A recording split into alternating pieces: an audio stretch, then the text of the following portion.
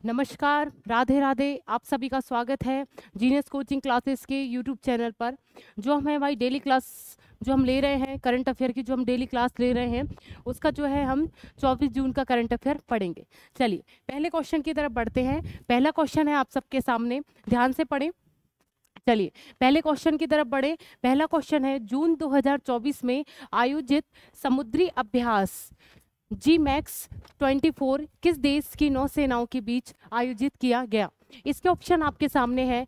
पहला है भारत और जापान, दूसरा है भारत और चीन, तीसरा है जापान और अमेरिका, और चौथा है भारत और ऑस्ट्रेलिया। बताइए इसका आंसर। ये हमने बहुत बार पढ़ लिया है कि जी मैक्स ये किस किस के बीच में होता है। ये क्वेश्चन में 10 बार इसका आंसर जो है हमने पढ़ लिया है, और आप सभी को जो है इसका आंसर पता होना चाहिए। भारत और जापान के बीच में जो है जी मैक्स जो अभ्यास होता है, युद्ध अभ्यास होता है, वो संपन्न भारत और जापान के बीच में होता है। चलिए तो हम देख लेते हैं। जी मैक्स 24 की बात चल रही है, जापान भारत समुद्री अभ्यास, उसका नाम क्या है? जी मैक्स 24। 11 जून 2024 को जापान के योकोशुका में शुरू हुआ। ठीक है, कहाँ से शुरू हुआ? जापान में इस जो है ये अभ्यास इस बार हो रहा है, संपन्न हो रहा है। जी मैक्स 24 ये जापान में अभ्यास शुरू हो गया है। कब से भाई? 11 जून 2024 को ये शुरू हो गया था। चलिए अगले क्वेश्चन। नहीं, जापान की क्या भाई राजधानी का नाम क्या है? टोक्यो। और इसकी जो मुद्रा है उसका नाम क्या है? येन। और इसके जो प्रधानमंत्री हैं उनका नाम क्या है? फिमियो किस्दा। क्या नाम है? फिमियो किस्दा जो है इसके प्रधानमंत्री हैं। और जो आजकल जापान से लेके कुछ संबंधित बातें चल रही हैं उसके हम एक बार नज़र डाल लेते हैं कि G7 समिट 2023 हुआ, वो कहाँ पर संपन्न हुआ? वो संपन्न हुआ जापान में। कहाँ पर संपन्न हुआ? जापान में। G7 समिट 2023 जो हो चुका है वो कहाँ पर संपन्न हुआ भाई? जापान में संपन्न हुआ था। चंद्रमा पर पहुंचने वाला 5वां देश, हम सभी को पता है 5वां देश चंद्रमा पर पहुंचने वाला कौन बन गया है? जापान। और भाई जापान के सहयोग से भारत ने जो है पहली बुलेट ट्रेन चलाई है। किसकी सहायता से भारत ने बुलेट ट्रेन चलाई है? पहली जापान की सहायता से। चलिए दुनिया का पहला 6G डिवाइस जो है वो जापान लॉन्च कर दिया है। 6G डिवाइस दुनिया का, विश्व का पहला 6G डिवाइस जो 6 नेटवर्क से चलता है।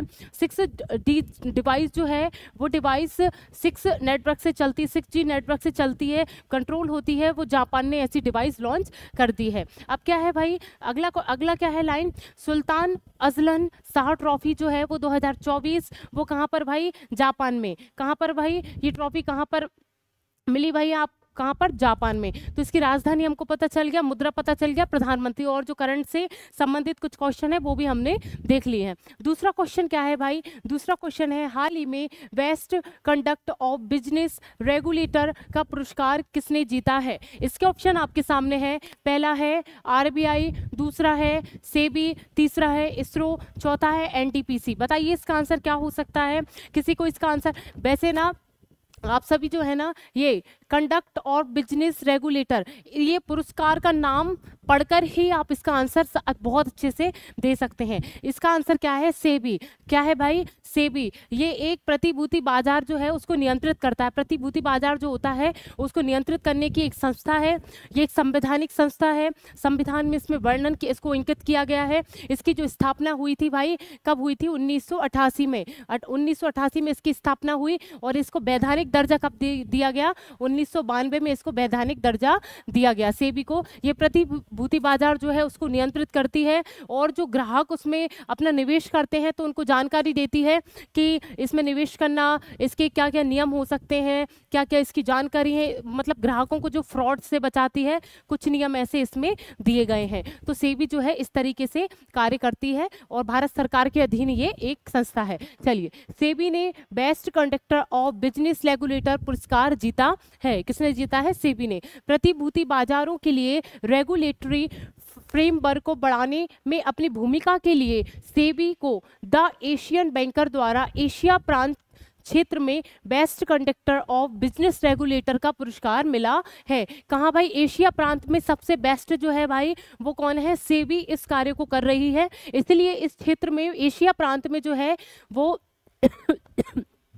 एशिया प्रांत क्षेत्र में उस सेबी को कौन सा पुरस्कार दिया गया है? Best conductor of business regulator, ये पुरस्कार से सम्मानित किया गया है। चलिए अब हम देख लेते इसकी स्थापना कब हुई भाई। 1988 में इसकी स्थापना हुई। वैधानिक दर्जा कब मिला ये भी हमने पढ़ लिया है, 1992 में। और इसका मुख्यालय मुंबई, और इसकी जो अध्यक्ष है वो कौन है? माधवी बुच। क्या है? माधवीपुरी बुच जो है इसकी अध्यक्ष है। ये अच्छे से याद रखें, ये क्वेश्चन कभी भी किसी भी वक्त किसी भी एग्जाम में बन सकते हैं। चलिए तीसरा क्वेश्चन है, अगले थल सेना अध्यक्ष के रूप में किसे नियुक्त किया गया है? इसके ऑप्शन आपके सामने है। पहला है मनोज सी पांडे, फिर है अनीश दयाल सिंह, फिर तीसरा विकल्प है आपके सामने दिनेश कुमार त्रिपाठी, चौथा है लेफ्टिनेंट जनरल उपेंद्र त्रिपाठी। बताइए इसका आंसर क्या हो सकता है? किसी को अगर इसका आंसर पता है तो जल्दी से इसका आंसर दें, क्योंकि थल सेना जो अध्यक्ष हैं वो बदल चुके हैं। उनका नाम क्या है ये आप बताइए। उपेंद्र जो है इसका आंसर है, उपेंद्र द्विवेदी जो है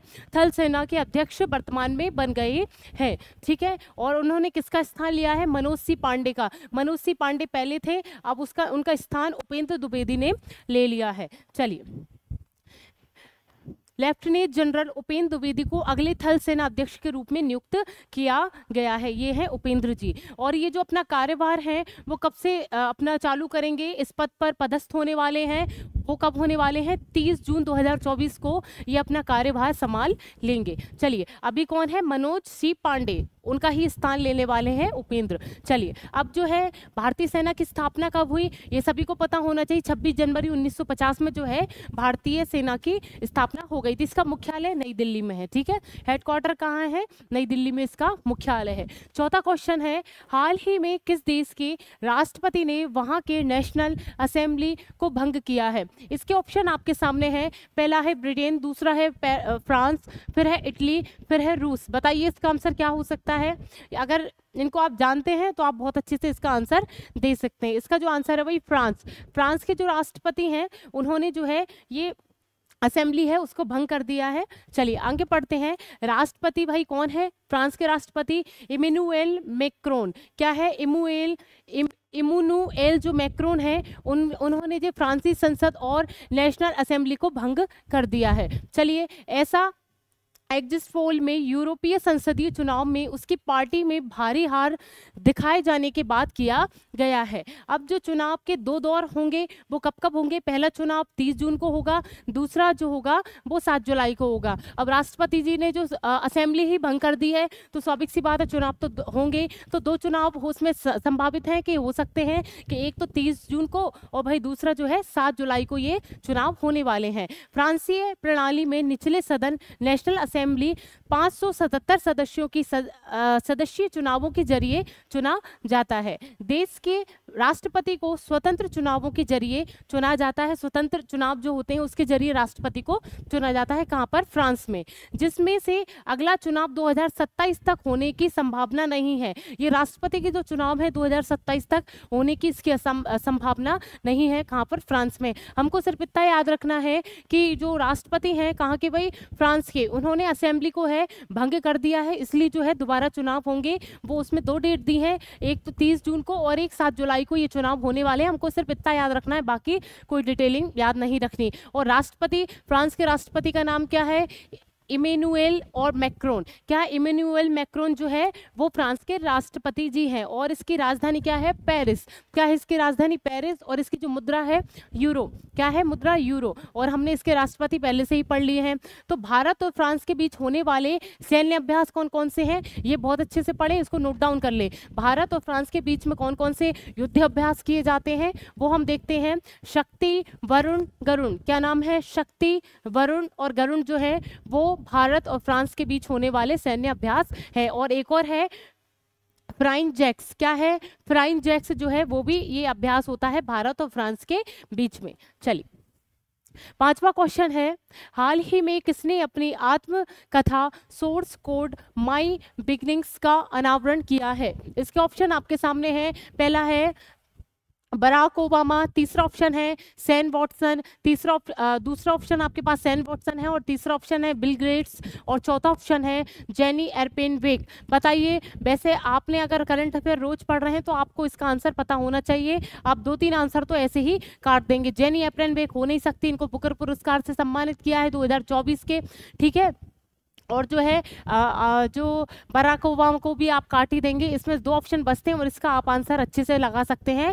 बिल गेट्स, क्या है बिल गेट्स जो है वो, इन्होंने अपनी आत्मकथा का अनावरण किया है। उसका नाम क्या है भाई? सोर्स कोड माई बिगनिंग्स। क्या है? सोर्स कोड माई बिगनिंग्स जो है उन्होंने अपनी आत्मकथा लिखी है, और ये माइक्रोसॉफ्ट जो कंपनी है उसके सह संस्थापक के रूप में अभी प्रसिद्ध है। चलिए, माइक्रोसॉफ्ट के सह संस्थापक बिल गेट्स ने अपनी आत्मकथा सोर्स कोड माय बिगनिंग्स का अनावरण किया है, ठीक है। और इन्होंने जो है अपनी आत्मकथा लिखी है, तो सारी जीवन पूरी जो घटनाएं हुए हैं, संबंधित जितनी भी घटनाएं हैं पूरी उसमें लिखी हुई हैं। कहीं ना कहीं प्रेरणा का एक स्रोत बनने वाला है इनकी ये आत्मकथा। लोग बाग इसको पढ़ेंगे। ये दुनिया की सबसे प्रभावशाली तकनीकी पायोनियर के जीवन और अनुभवों को आकार देने में मदद करेगा।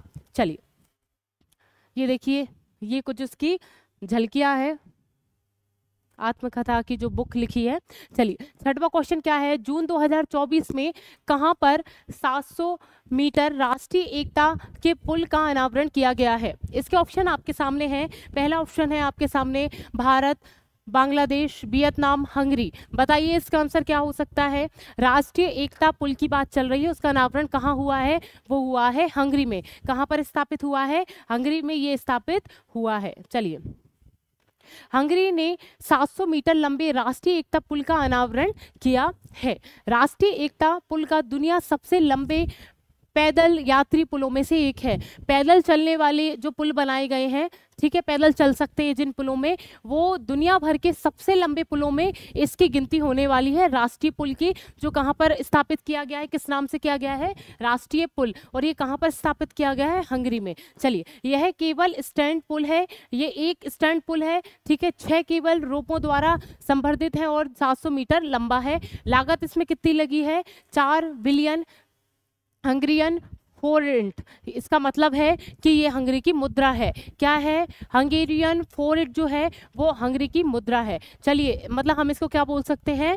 10 मिलियन यूरो। चलिए, सरकार ने इस पुल को राष्ट्रीय एकता का प्रतीक माना है, जिसका उद्घाटन हंगरी में 4 जून को हो गया है। इसका उद्घाटन 4 जून को राष्ट्रीय एकता दिवस पर किया गया। राष्ट्रीय एकता दिवस मनाता है फ्रांस। कहाँ भाई? जो है उसी दिन जो मनाया गया, इसका उद्घाटन भी उसी दिन किया गया, इसलिए उसका नाम क्या रह गया? राष्ट्रीय एकता पुल। चलिए, इसकी राजधानी क्या है? जो अपना हंगरी है उसकी राजधानी है बुडापेस्ट, और इसके प्रधान राष्ट्रपति का नाम है तामास सुयोंग। क्या नाम है? तामास सुयोंग जो है इसके राष्ट्रपति जी। और इसकी मुद्रा हमने पढ़ ली है, हंगेरियन फोरेंट। क्या है? हंगेरियन फोरेंट जो है इसकी मुद्रा है। अब क्या है? 7वां क्वेश्चन, 2025 से लेके 29 तक मोटो जीपी इंडिया का आयोजन कहां पर किया जाएगा? इसके ऑप्शन आपके सामने है। पहला ऑप्शन है उत्तर प्रदेश, दूसरा ऑप्शन है असम, तीसरा ऑप्शन है उत्तराखंड, चौथा ऑप्शन है तमिलनाडु। बताइए इसका आंसर क्या हो सकता है? अगर किसी को पता है तो इसका जो आंसर है वो है उत्तर प्रदेश। क्या है? Uttar Pradesh.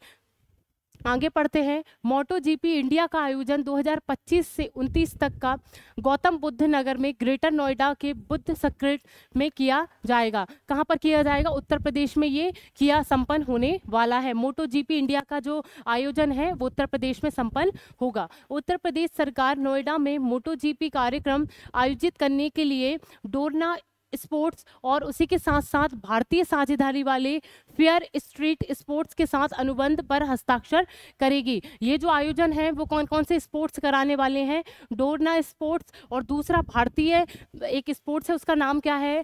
Fair street sports. ये दोनों के अनुबंध से जो है मोटो जीपी इंडिया का आयोजन किया जा रहा है। वो कहाँ पर किया जा रहा है? उत्तर प्रदेश में। कहाँ पर किया जा रहा है? वो भी बुद्ध नगर के ग्रेटर नोएडा के बुद्ध सर्किट में इसका आयोजन किया जा रहा है।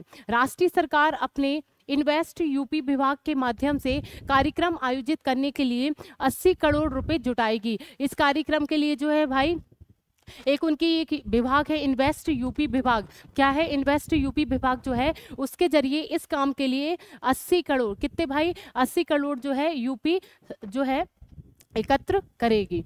चलिए, अब क्या इसकी राजधानी सभी को पता है कि इसकी राजधानी लखनऊ है। इसके मुख्यमंत्री योगी आदित्यनाथ जी इसके मुख्यमंत्री हैं।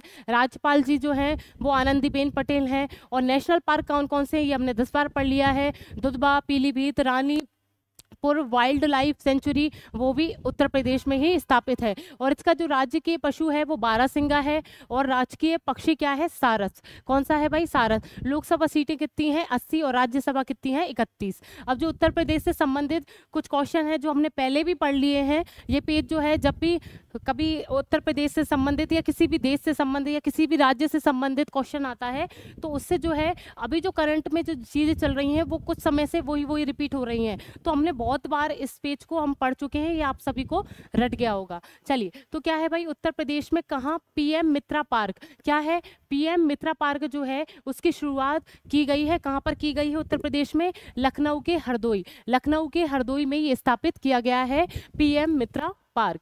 किस राज्य में स्थित रानीपुर देश का 53वां टाइगर रिजर्व बन गया है? देश का 53वां टाइगर रिजर्व जो है वो उत्तर प्रदेश में स्थापित हो गया है। उसका नाम क्या है? रानीपुर। वो कहाँ भाई? उत्तर प्रदेश में स्थापित हो गया है।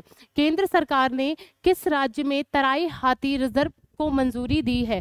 तराई हाथी रिजर्व जो है उसको मंजूरी उत्तर प्रदेश ने ही दी है। चलिए, 24 जनवरी को किस राज्य का स्थापना दिवस मनाया जाता है? 24 जनवरी जो है उत्तर प्रदेश अपना स्थापना दिवस मनाता है। कब मनाता है? 24 जनवरी को। 24 जनवरी 1950। चलिए, किस राज्य सरकार ने गोहत्या के खिलाफ ऑपरेशन कन्विक्शन, क्या नाम है? ऑपरेशन कन्विक्शन शुरू किया है। गोहत्या के खिलाफ जो है एक ऑपरेशन चलाया जा रहा है, उसका नाम क्या है? Operation conviction. ये उत्तर प्रदेश ने ही शुरू किया है। बंदरों के लिए समर्पित बंदर वन किस राज्य के शहर में बनाए जाने की घोषणा की गई है? बंदर वन एक क्षेत्र बनाया जा रहा है, वो उत्तर प्रदेश के लखनऊ में स्थापित किया जाएगा। ये मोस्ट इंपॉर्टेंट क्वेश्चन है जो हम लास्ट में पढ़ते हैं 3-4, इनको आप अच्छे से नोट डाउन कर लें और साथ ही इसको पढ़ते वक्त ही याद कर ले। 8वां क्वेश्चन है आपके सामने, संजीव खरेल ने किस राज्य विधानसभा के पोटेम स्पीकर के रूप में शपथ ली है? इसके ऑप्शन आपके सामने हैं, उत्तर प्रदेश, हरियाणा, मध्य प्रदेश, सिक्किम। तो आप सभी इसका आंसर बहुत अच्छे से दे सकते हैं क्योंकि आजकल अगर आप थोड़े बहुत भी सजग हैं और आप थोड़े बहुत जुड़े हुए हैं न्यूज़ से तो आप इसका आंसर आसानी से दे सकते हैं। सिक्किम। सिक्किम जो है भाई इसके प्रोटेम स्पीकर के रूप में किन्होंने शपथ ली है? संजीव जी ने। किसने ली है? संजीव जी। और इसके जो मुख्यमंत्री क्या नाम है? प्रेम सिंह तमांग। क्या है? प्रेम सिंह तमांग जो है इसके मुख्यमंत्री हैं। चलिए, सिक्किम में राज्यपाल लक्ष्मण प्रसाद, इसके राज्यपाल हैं सिक्किम, उसके सिक्किम के राज्यपाल का नाम क्या है? लक्ष्मण प्रसाद। चलिए, आचार्य ने संजीव खरेल को राज्य विधानसभा के प्रोटेम स्पीकर के रूप में शपथ दिलाई है। किसने दिलाई है? राज्यपाल ने। चलिए, प्रोटेम स्पीकर के रूप में श्री खरेल 11वीं सिक्किम राज्य विधानसभा के उद्घाटन सत्र में अध्यक्षता करेंगे। 11वीं सिक्किम की जो राज्य विधानसभा है उसके उद्घाटन में जो है वो शिरकत लेने वाले हैं। संविधान के अनुच्छेद 180(1) में जो है प्रोटेम स्पीकर के बारे में दिया गया है। ये मोस्ट इंपॉर्टेंट है, इसको अच्छे से याद कर लें कि अनुच्छेद जो है संविधान का अनुच्छेद 180(a) में जो है वो प्रोटेम स्पीकर के बारे में पूरी जानकारी दी गई है। अब इसकी जो राजधानी है वो गंगटोक है। सिक्किम की राजधानी गंगटोक। राज्यपाल हमने पढ़ लिया है लक्ष्मण आचार्य और मुख्यमंत्री का नाम है प्रेम सिंह तमांग। क्या है? प्रेम सिंह तमाल। चलिए, इनको गोली भी बोलते होंगे, ठीक है। चलिए, तो करंट से जो 2 लाइन हम पहले से पढ़ते आ रहे हैं कि इंस्पायर एक योजना है वो वर्ल्ड बैंक की सहायता से सिक्किम ने स्थापित की है और जो पेंशन है उसको बहाल करने वाला उत्तर पूर्वी राज्य जो है वो पहला है। जो पुरानी पेंशन योजना है उसको हूबहू पहले जैसी चलाने वाला जो राज्य बना है वो है सिक्किम। उत्तर पूर्व राज्य जो है वो पहला है सिक्किम। चलिए, 9वां क्वेश्चन है आपके सामने, हाल ही में आंध्र प्रदेश के नए मुख्यमंत्री कौन बने हैं? इसके ऑप्शन आपके सामने है। पहला है चंद्रबाबू नायडू, दूसरा है मोहन चरण मांझी, फिर है मोहन यादव, चंपई सोरेन। बताइए इसका आंसर। अगर आप इनको अच्छे से जानते हैं तो इसका आंसर आप आराम से दे सकते हैं, ठीक है। इसका जो आंसर है भाई आंध्र प्रदेश जो है इसका आंसर, उसके जो मुख्यमंत्री अभी शपथ ली है नए बने हैं चंद्रबाबू नायडू। क्या नाम है? चंद्रबाबू नायडू जो है आंध्र प्रदेश के मुख्यमंत्री बने हैं। आंध्र प्रदेश विधानसभा चुनाव में तेलुगु देशम पार्टी, भारतीय जनता पार्टी, जन सेना गठबंधन ने भारी जीत हासिल की है। यह गठबंधन ने भारी जीत जो है हासिल की है, कहां पर? आंध्र प्रदेश ने। चलिए 2014 में नायडू विभाजित आंध्र प्रदेश के, तेलंगाना और आंध्र प्रदेश अलग हुए थे, आप सभी को पता होना चाहिए। तो 2014 में नायडू विभाजित आंध्र प्रदेश के पहले मुख्यमंत्री बने थे। कब बने थे भाई? पहले 2024 में नायडू पहले मुख्यमंत्री बने थे 2014 में। चलिए 2019 तक इस पद पर रहे, फिर उसके बाद 2019 का चुनाव ये हार चुके, 2014 से 2019 तक रहे, फिर 2019 में जब चुनाव हुआ तो ये हार चुके थे, फिर 2024 तक विपक्ष के नेता बने रहे। चलिए अब जो है भाई जन सेना पार्टी प्रमुख जो है उनका नाम क्या है? पवन कल्याण जो है जन सेना पार्टी के प्रमुख हैं। भाजपा प्रदेश अध्यक्ष कौन है? दग्गुबाती पुरंदेश्वरी जो है भाजपा प्रदेश अध्यक्ष हैं। और आंध्र प्रदेश के राज्यपाल का नाम क्या है? अब्दुल नजीर। क्या है? अब्दुल नजीर जो है इसके राज्यपाल हैं। चलिए 10वां क्वेश्चन और लास्ट क्वेश्चन जो है, मुंबई क्रिकेट एसोसिएशन के अध्यक्ष का निधन हो गया है, इनका नाम क्या है? इनका जो नाम है वो बताना है आपको। पहला ऑप्शन है अरशद खान, दूसरा ऑप्शन है वसंत राणे, तीसरा ऑप्शन है अमोल काले, फिर है अजय ताम्रकर। बताइए ताम्रकार जो है, बताइए इसका आंसर क्या हो सकता है? तीसरा जो है इसका आंसर सही है अमोल काले। अमोल काले जो है भाई वो इसके अध्यक्ष बने हैं, मुंबई क्रिकेट एसोसिएशन के अध्यक्ष बने हैं अमोल जी। सॉरी बने नहीं है, इनका निधन हो गया है। ठीक है, इनका निधन हो चुका है। मुंबई क्रिकेट एसोसिएशन के अध्यक्ष अमोल काले का न्यूयॉर्क में दिल का दौरा पड़ने से निधन हो गया है। ये शांत हो चुके, इनको दिल का दौरा पड़ गया था। 47 वर्षीय काले का संदीप पाटिल को हराकर 2024 में एमसीए अध्यक्ष चुना गया। मुंबई क्रिकेट एसोसिएशन के अध्यक्ष जो है 2022 में इनको चुना गया था और इन्होंने किसको हराया था? संदीप पाटिल को। चलिए उनके कार्यकाल के दौरान घरेलू क्रिकेट सर्किट को भारी सफलता मिली और मुंबई ने रणजी ट्रॉफी जीती। ये जब से अध्यक्ष बने हैं तो मुंबई ने जो है बहुत सारी उपलब्धियां हासिल की और उसी के चलते हुए मुंबई ने जो है रणजी ट्रॉफी जो है अपने नाम की। चलिए काले आंध्र प्रदेश में तिरुपति बालाजी देवस्थान ट्रस्ट के सदस्य भी रह चुके हैं। अब तो क्योंकि शांत हो चुके हैं तो वो थे। ठीक है, किसके? तिरुपति बालाजी देवस्थान के ये सदस्य भी हैं। ये 10वां क्वेश्चन था। चलिए इसी के साथ जो है ये 10 क्वेश्चन समाप्त होते हैं। चलिए फिर मैं कल मिलती हूँ इसी कड़ी में। राधे राधे।